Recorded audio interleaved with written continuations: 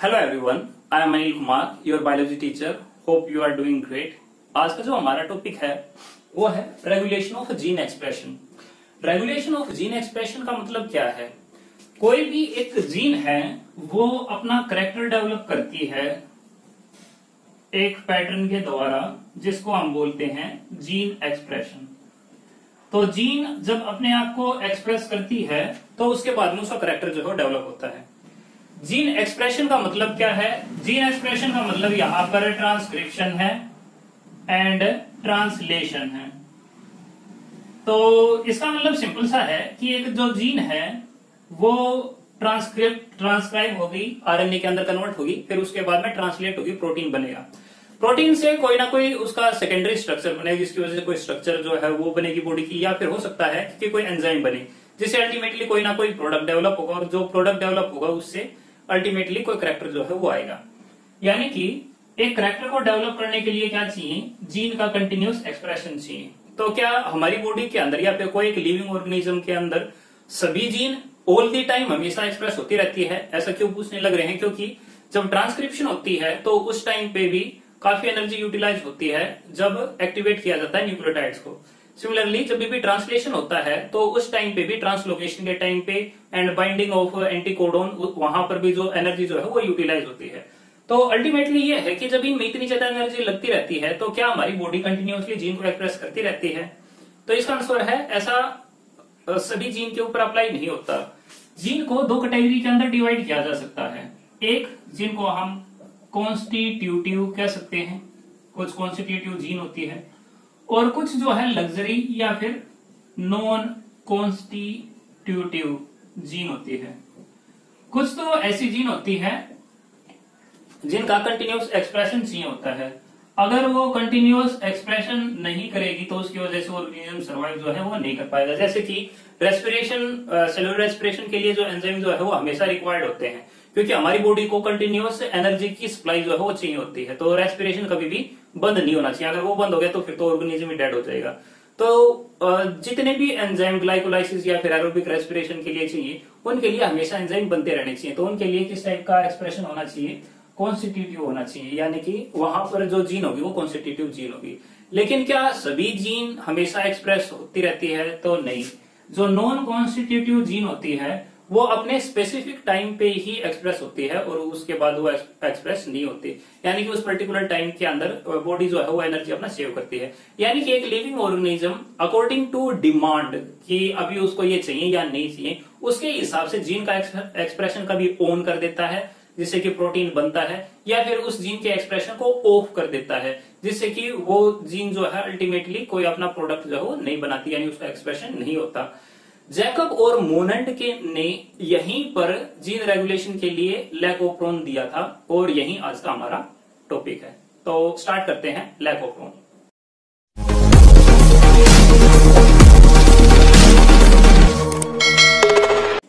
Jacob और मोनंट ने 1961 के अंदर ऐसा देखा कि बैक्टीरिया कुछ ऐसी सेट ऑफ जीन्स है जिनको अपनी अकॉर्डिंग टू नीड एक्सप्रेस करवाती है और अकॉर्डिंग टू नीड उनको एक्सप्रेस नहीं करवाती, और ये सेल के अंदर अपना एक मैकेनिज्म है। उन्होंने उन सेट ऑफ जीन को आइडेंटिफाई किया एंड उसने उसको नाम दे दिया लैकोप्रोन। तो लैकोप्रोन डिस्कवर किसने किया था भाई? इसको डिस्कवर किया गया था किसके द्वारा? जैकब एंड मोनोंड के द्वारा 1961 में। एक जेनेटिक्स था, जेनेटिक्स स्टडी करता था, और एक जो है बायोकेमिस्ट जो स्टडी जो है वो करता था। तो लैकोप्रोन का मतलब क्या है? लैक का मतलब है लैक्टोज, ओप्रोन का मतलब क्या है? सेट ऑफ जीन्स दैट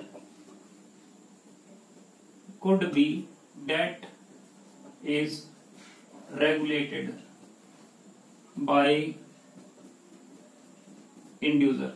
तो यानी कि इसके अंदर आती है कुछ सेट ऑफ जीन्स जो है वो आती है, और वो सेट ऑफ जीन जो है वो रेगुलेट होती है।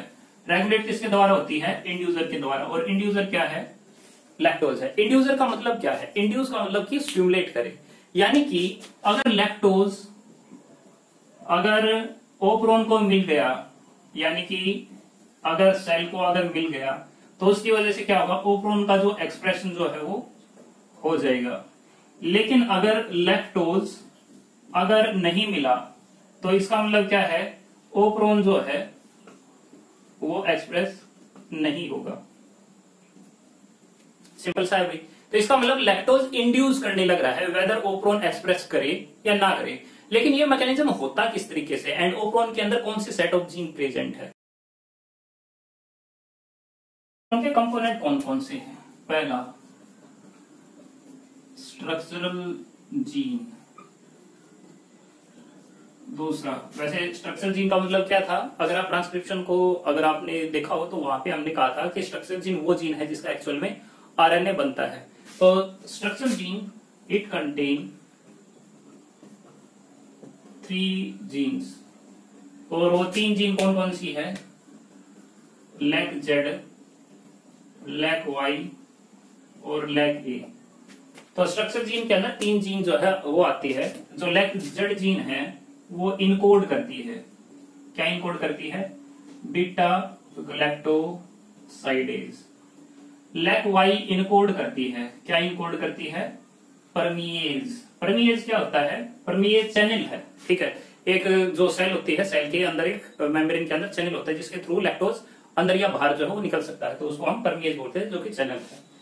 और लैक ए क्या है, ये ट्रांस एसिटाइलेज है, और ये ट्रांसफर करता है एसिटाइल ग्रुप, ठीक है जी। तो ये 3 कंपोनेंट आते हैं किसके अंदर, स्ट्रक्चर जीन के अंदर। हमारा एक कंपोनेंट जो है वो हो गया। दूसरा भी, कोई भी पर्टिकुलर जीन है उसके साथ में क्या जुड़ा होता है, प्रोमोटर जुड़ा होता है। प्रोमोटर जीन या फिर प्रोमोटर डीएनए की सीक्वेंस वो क्या होती है, ये डीएनए की सीक्वेंस होती है where RNA polymerase bind and RNA formation starts. एक रिप्रेसर जीन है, जो रिप्रेसर जीन है वो इनकोड करती है एक repressor protein that bind to operator gene. और ऑपरेटर जीन क्या है, operator gene site present between promoter and structural gene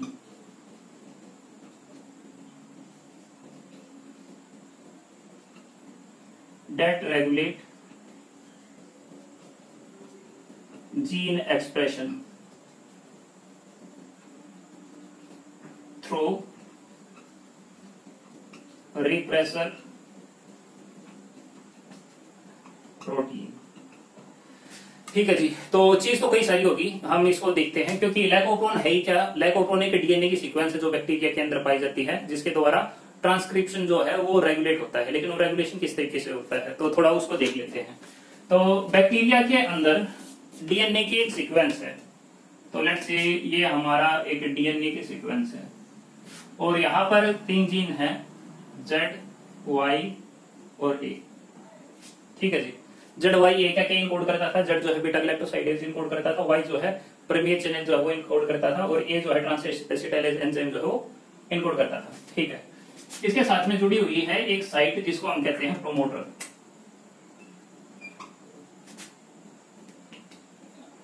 operator, sorry, इसके साथ में एक जीन है कौन सी, ऑपरेटर। और ऑपरेटर रेगुलेट करती है कि जेड वाई ए का एक्सप्रेशन हो या ना हो, किस तरीके से होता है वो हम देखेंगे बाद में।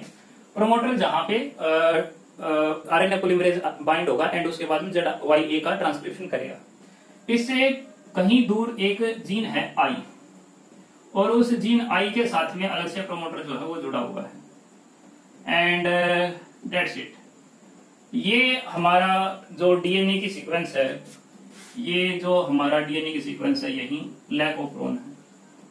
तो लैक ओपरॉन क्या है? बेसिकली डीएनए की एक सीक्वेंस है जिसके अंदर स्पेसिफिक हमारी स्ट्रक्चरल जीन आती है, एक ऑपरेटर जीन आती है जो कि स्ट्रक्चरल जीन के साथ में है, एक प्रोमोटर की जीन जो है वो प्रेजेंट है, एक आई यानी रिप्रेसर जीन प्रेजेंट है और उसके साथ में प्रोमोटर की जीन जो है वो प्रेजेंट है।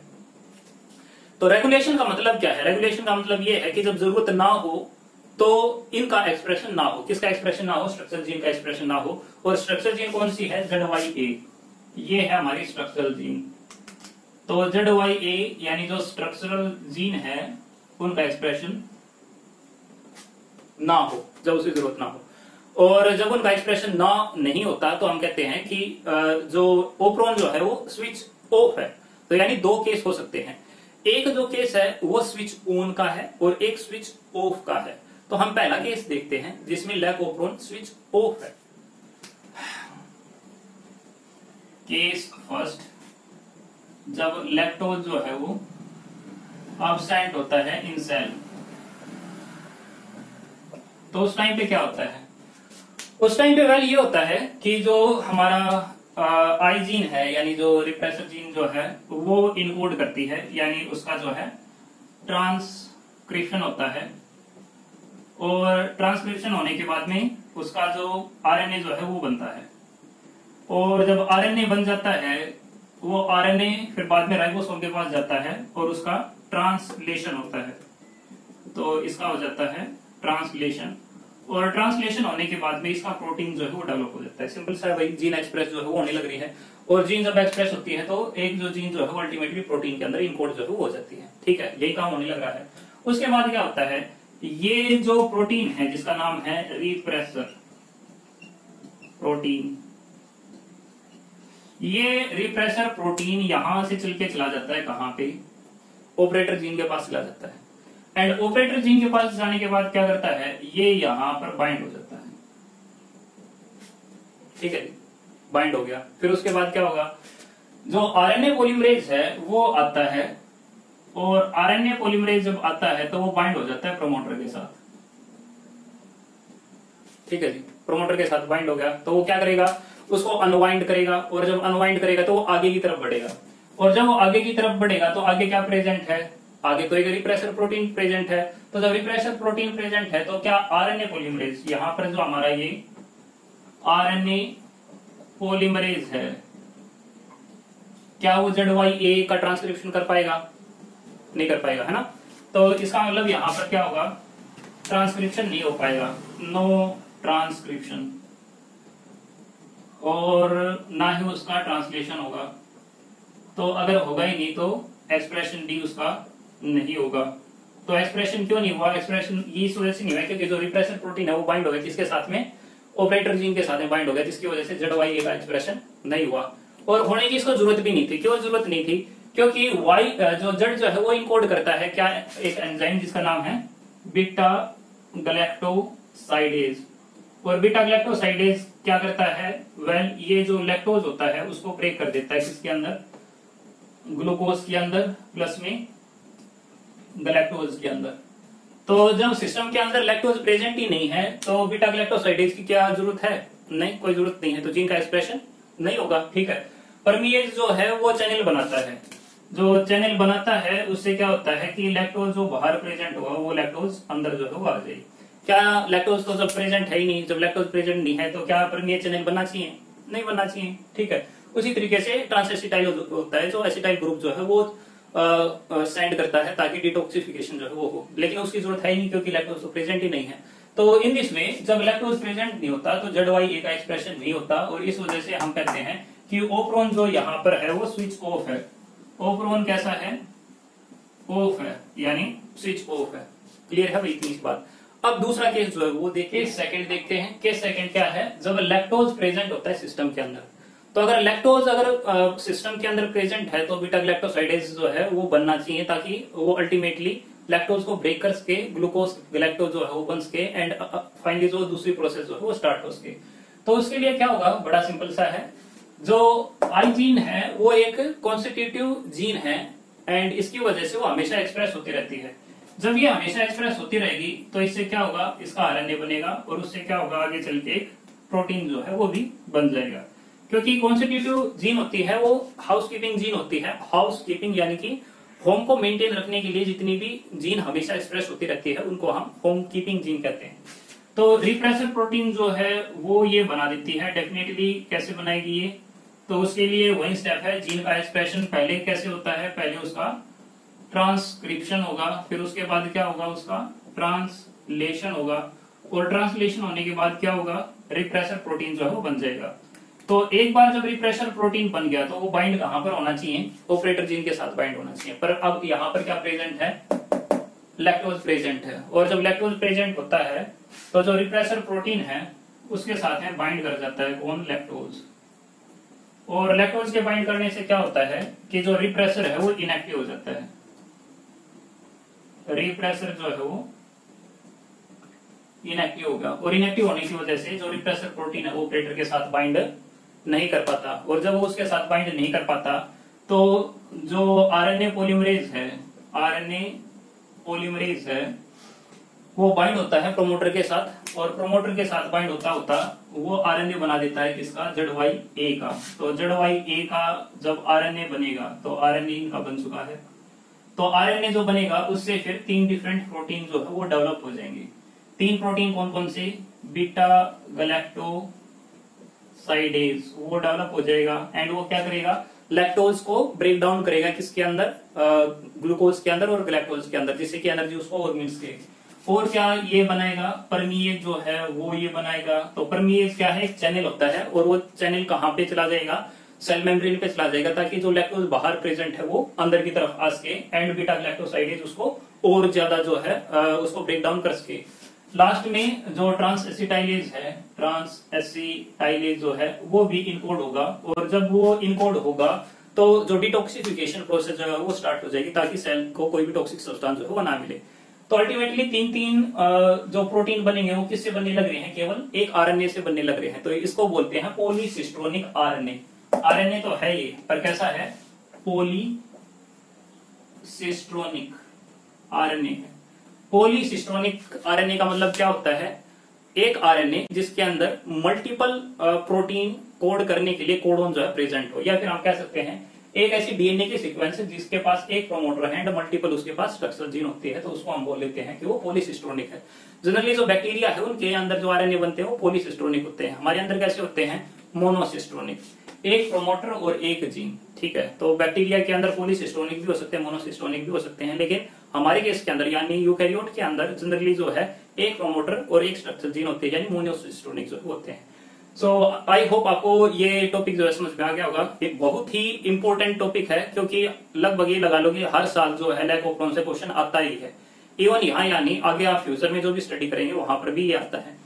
तो जीन का एक्सप्रेशन यहाँ पे आपने सिंपलेस्ट लेवल के अंदर पढ़ा, और इसका फायदा क्या है, जब जरूरत नहीं थी तब जीन को जो है एक्सप्रेस नहीं करवाया गया, और तब जरूरत पड़ी तब उनको एक्सप्रेस जो है करा दिया। इसी वजह से डिफरेंशियल एक्सप्रेशन की होने की वजह से जो ग्रोथ है वो ज्यादा होती है, एनर्जी जो है वो ज्यादा कंज्यूम होती है, एफिशिएंसी जो है वो काफी ज्यादा बढ़ती है। अगर आपके टॉपिक से रिलेटेड कोई भी डाउट है तो उसको कमेंट करें, मुझे क्वेश्चन करें, या फिर आप डायरेक्टली जो है मुझे कांटेक्ट करें। बट आपको ये टॉपिक जो है अच्छे तरीके से समझ में आ जाना चाहिए, ताकि पेपर में अब की बार ये अगर आए तो आप इसका 100% जवाब जो है दे सके। इवन इसकी इंपोर्टेंस यहाँ यानी नीट के अंदर भी ये काफी ज्यादा इंपॉर्टेंट है, एंड अगर आप पिछले साल के क्वेश्चन आंसर देखोगे तो वहां पर भी ये कई बार जो है रिपीटेड है।